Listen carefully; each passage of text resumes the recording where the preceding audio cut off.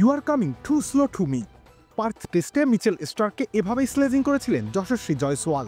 জবাবটা তখন দিতে পারেননি স্টার্ক, কিন্তু সুদে আসলে ঠিকই শোধ তুললেন পরের টেস্টে। একাই গুড়িয়ে দিলেন ভারতীয় দম্ভ, সেই পুরনো দিনের মতন আগুন ছুড়লেন ব্যাটারদের দিকে। শুরুটাই করেছিলেন জয়সওয়ালকে দিয়ে। একেবারে প্রথম বলটাই এই পেসার করেছিলেন নিজের সব জেদ একসাথে করে, আর বলটা সরাসরি আঘাত হানে প্যাডে। ফলাফল এলবিডব্লিউ। তখন তিনি বোধহয় মনে মনে যশস্বীকে জিজ্ঞেস করেছিলেন, আসলেই আমার বল স্লো?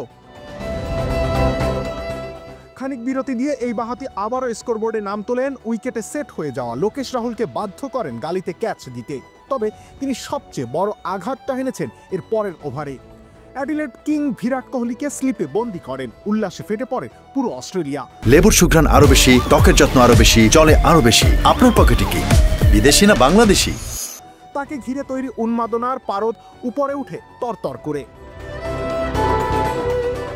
একের পর এক চার হাঁকিয়ে রবিচন্দ্রন অশ্বিন যখন রান বাড়ানোর চেষ্টায় মত্ত, তখন শিকারী রূপে পুনরায় প্রত্যাবর্তন ঘটে স্টার্কের। চিরচেনা ইনসুইনিং ইয়র্কার ব্যাট নামিয়ে আনার আগেই এলবিডব্লিউ। বল এতটা কার্ল করবে সেটা বোধহয় কল্পনাতেও ভাবেননি তিনি। পরের টুকে একেবারে সহজ ছিল অজিত আরকার জন্য।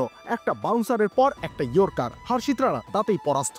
আর সবশেষে নীতিশ রেড্ডিকে আউট করে ইনিংসের সমাপ্তি নিজের হাতে টেনে দেন তিনি।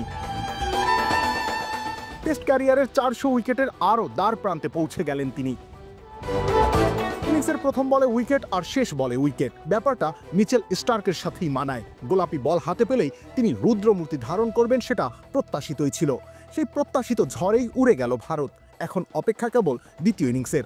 তখন কি ভারত জবাব দিতে পারবে, নাকি আরও একবার স্টার্ক নামক আতঙ্ক গ্রাস করবে তাদের?